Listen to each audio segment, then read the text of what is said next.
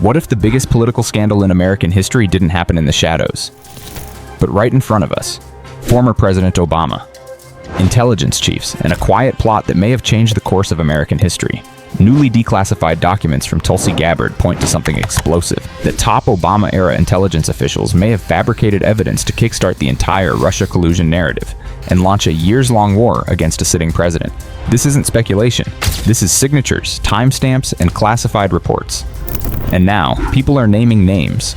Donald Trump called it criminal at the highest level. And what they did in 2016 and in 2020 is very criminal. It's criminal at the highest level. According to him, these documents are proof of a deliberate effort to undermine his presidency before it even began. He responds, "Obama has been caught directly. This wasn't a group effort. It was Obama. His orders are on the paper." Obama's been caught directly. That paper is thousands of newly declassified files just released by Tulsi Gabbard, now leading the Office of the Director of National Intelligence.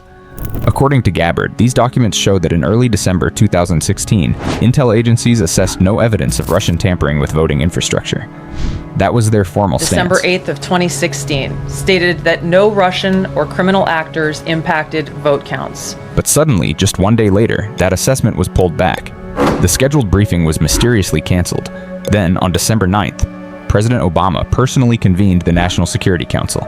He ordered a new assessment. That led to the now infamous January 6th, 2017 intelligence report, concluding Russia had interfered with high confidence.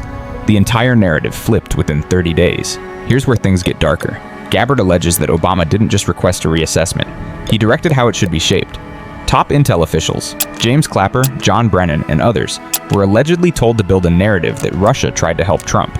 The documents suggest they used sources they knew were compromised, like the infamous Steele dossier, funded by Hillary Clinton's campaign. Multiple intel analysts reportedly flagged the dossier as unreliable and warned against using it. They were ignored. The intelligence community had one assessment before the election, Gabbard said, that Russia had no intent or capability to alter the outcome.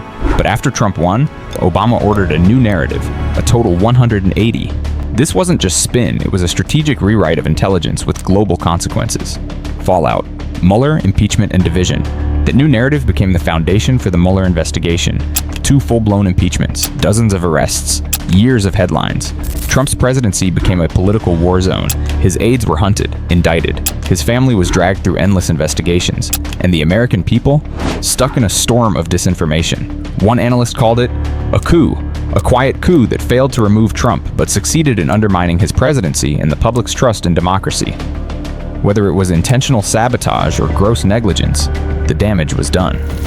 Obama responds. The Obama team fired back fast, calling these allegations outrageous, misinformation, and a distraction. They said the conclusions of Russian interference were validated by multiple agencies and affirmed by the bipartisan Senate Intelligence Committee.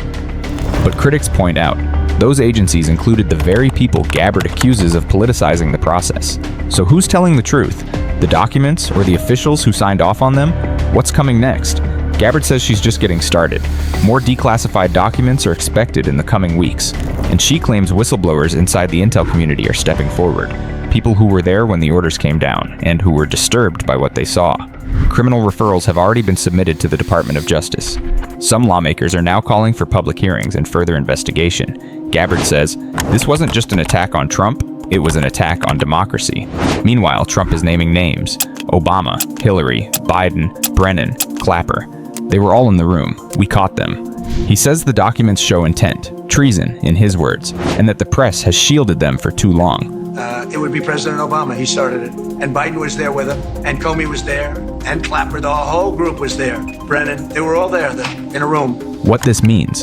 So what does all this mean for you? If true, it suggests the U.S. intelligence community, meant to defend democracy, was weaponized against a presidential candidate, and after the election, against a sitting president. It raises haunting questions. Was democracy subverted from inside the White House? Did unelected officials override the will of the American people? And if no one is held accountable, could it happen again? The story is far from over, but here's the bottom line. If intelligence was manipulated to shape elections, then everything changes. The files are real, the questions are urgent, and the next round of disclosures could shake Washington to its core. There are two possible truths here, and both are terrifying. Either Obama officials really did weaponize intelligence to rig a narrative, or Trump allies are fabricating a scandal to rewrite history. Should someone go to jail for this? Who do you believe?